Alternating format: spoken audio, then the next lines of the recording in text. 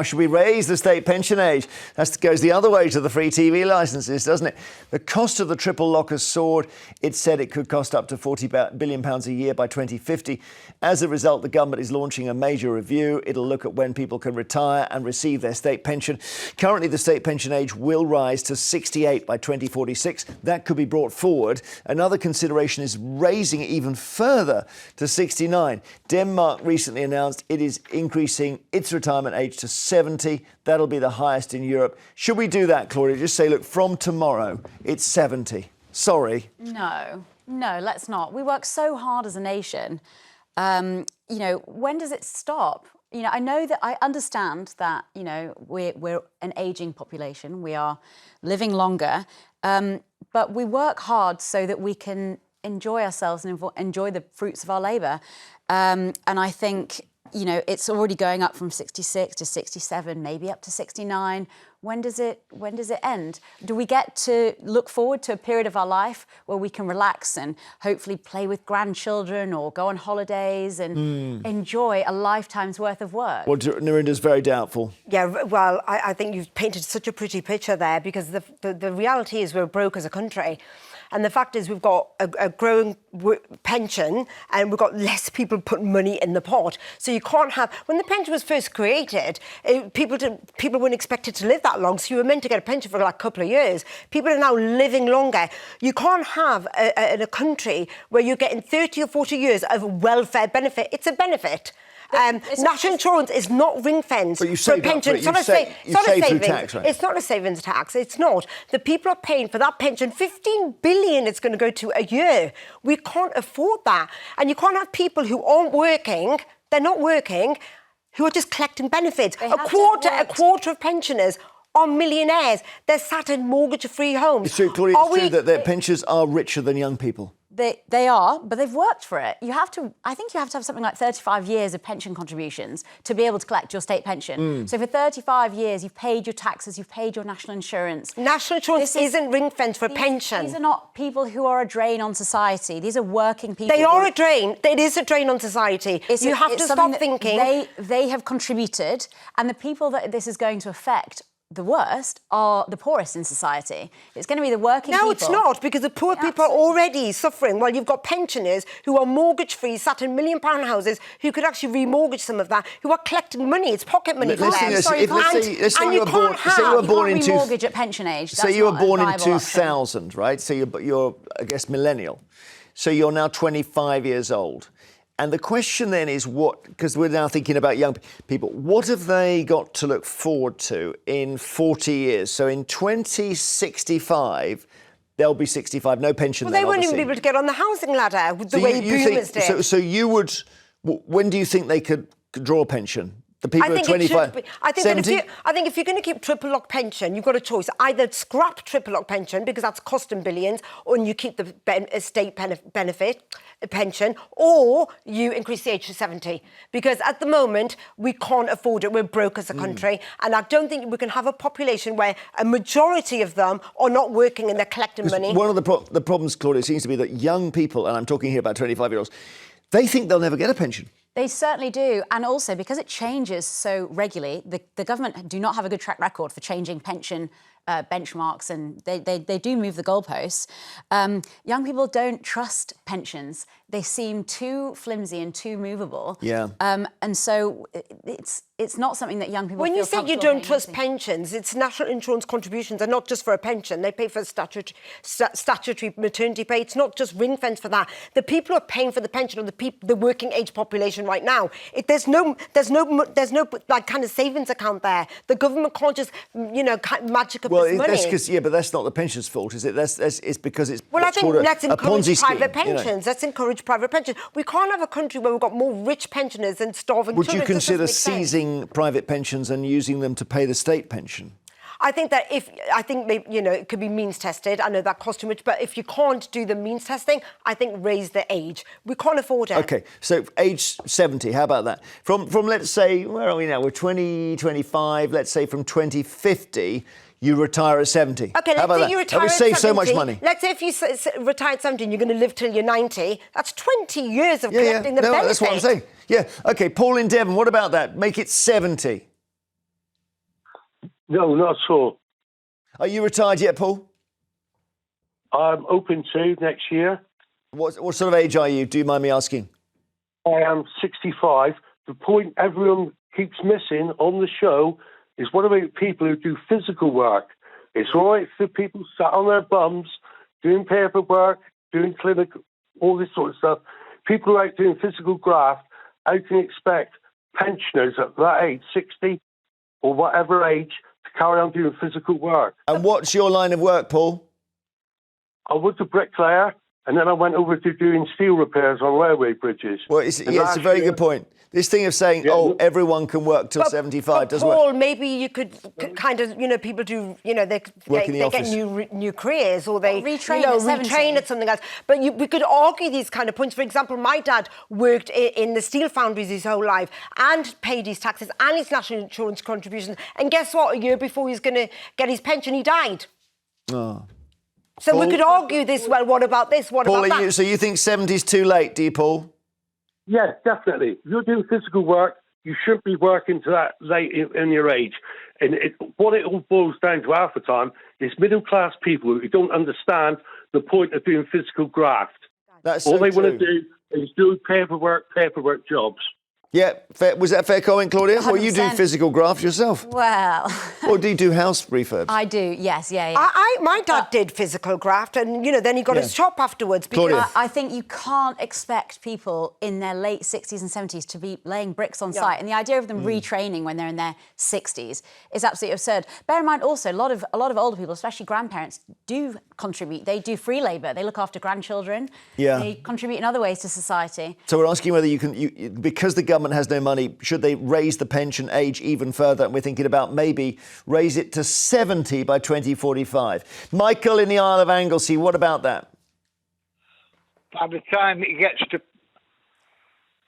Yes?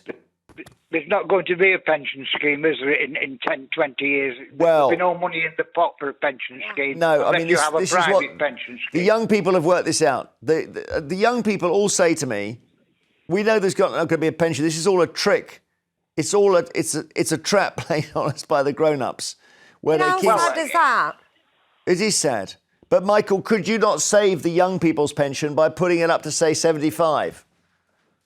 I don't think it would work because I have two great-granddaughters, one at 9 and one at 7. And by the time they get to 70 odd, there's going to be nothing, is there? No. We'll just be sort of digging stuff out the ground. Thanks, Michael. John in Norwich, hello. Good morning. Morning. Well, you sound very thoughtful. Nice shirt, by the way. Thanks, John. Thanks so much. I'm not a pensioner yet, so I'm allowed to wear it. What do you think? No. Well, I think your two ladies there will have a different attitude when they're 70. Unfortunately, I think it was Paul beat me to it about the manual jobs. I don't think if you're a scaffolder or a roofer, you'd want to be working up high when you're 70. And while you were talking about doctors, I don't know whether I'd want to be laying on a bed waiting for a heart operation and some geezer turned up who was 70. Well, They're you wouldn't very want, experienced. Well, I wouldn't want You're someone right. turning up when they're On my 23 is what worries me. Yes. No, but John, I think that... Go on, Narinder. John, this thing about manual labour. Well, if you are, say, a roofer, well, surely you should plan ahead. I mean, it's just common sense that actually I won't be able to do this when I'm 60. I better put some money aside. I'm not going to rely on a state benefit. Well, how do you know these people are not doing that? Well, then they've got money then. You did. Were you doing this? I would assume lots of people are doing that because I had a private pension survive on scheme a state pension. from the time I was 20. But nobody said, oh, that's okay, then you've got a private pension scheme. We won't charge you NI now. Oh, so, John, what were you doing in your career? I had I started out as a draftsman and I worked for a company as a sales director for about 25 years, and I got fed up having children turning up who didn't know very little about anything, so I walked out and I started my own company and ran that for 35 years. Wow. But all over that period, especially the 35 years, I was driving around all over Europe, probably doing 45,000 mile a year and still working 60, 70 hours a bloody week. So I was paying into a private pension scheme, but I was still being paid or still being drawn national insurance. Yeah, but your Understood, national yeah. insurance Thank isn't you. just for pension, it's for many other things. Thanks, John, very much. Elizabeth in Cambridge, hi. Hi, morning. Shall we raise it to 70, or will that create just a new generation of waspy women? No, I don't think we should keep raising it and raising it. I think what we should do instead is people who have children should be entitled to the state pension. People who don't have children for whatever reason, whether they can or they can't or they choose not to, they shouldn't be getting the state pension. Oh. Essentially, they would have more surplus income to put into a private pension. Now, Narinder has children. You'd have a pension. You can tell me whether you I do. don't have children or a pension. So you would, under Elizabeth's scheme, you would not qualify for a state pension, Claudia Hearne. I Would you like to respond? Yeah, I think that's a ridiculous idea. So what would we're save deciding, money. Yeah, so we're deciding people whether they wanted children or not. It might be through no choice of their own, are going to be worse off. And that's But they're going to be punished. But Elizabeth, why do you what's, think this? what's the thinking behind that? Let me just understand, Elizabeth. So you wouldn't be worse off. You would have your own income to put into your own pension. Oh, because you're saving it because you're not bringing up children. You're not spending I £100,000 understand. on a child so in their lifetime. Yes. So you could have a very, very wealthy family that, you know, they're worth millions of pounds. They've got 3 children. Yep. They get the state pension. But you could have somebody that's broke, that is child-free, and they won't get it. Well, Elizabeth's point is that if you don't have kids, you end up making about $250,000 for each kid you haven't got, because that's how much it takes to bring up a child. Yeah. So I can it's understand their thinking it's now. an unusual one. Yeah. And there would be some extraordinary attempts to swerve it. People would be trying to That was get more pregnant controversial than anything in I've later ever life. said. I think. Well, It's controversial, Elizabeth. I think you'd get tax avoidance there, Elizabeth. You get people trying to adopt in their 60s. There'd be something would get. There'd be people trying to get round it. The state pension isn't worth that much. The state pension isn't worth that's that true. much That's to true. then It's get not. a child in your 60s. So, gosh, look, You've had a you've life stunned us worth of here. earning. Yes.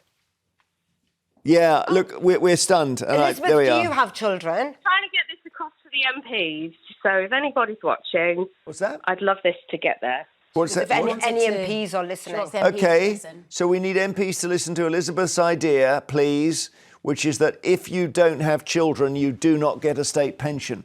Mary in Stoke-on-Trent, what about that? No, ridiculous. Well, at least it's pretty clear how it works, you know. There's no...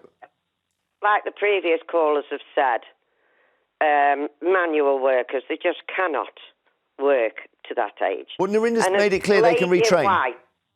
The lady in white about the pensioners being well off. I've just £8 a week I get rise this year, which rates to £416 a year. I've just had a tax bill to pay £282 of that. Yeah. I didn't say all pensioners. That works out at £134 a year. What was your tax bill for? But I can explain this because this comes up a lot, Yes. is that the thresholds are so low that essentially pensioners, and the state pension has gone up, Yes. but it means any private pension at all tips you into a tax bracket. Right, so you should pay your tax I do on not- that. I get a private pension Yeah. of £40 a year, and £20 of that is taken off tax. Jeez. That's about the most extreme example I've ever heard, to be fair. And this £8 a week I get rise, which rates at £416 a year. £282 of that has been taken off me. Are you mortgage free, Mary? Is your house paid for? Yes, what we worked well damn hard for. Right, so it's appreciated in value. Can you, maybe downsize? Because the working age population, the younger generation, can't keep paying out. We can't afford it. I am 77 years of age. Lived all my life in this house, paid for. Yeah. We pay. Why But should a we? 25-year-old can't get a house. Narinder says maybe downsize. Why should I? I've only got a 2-bedroomed house.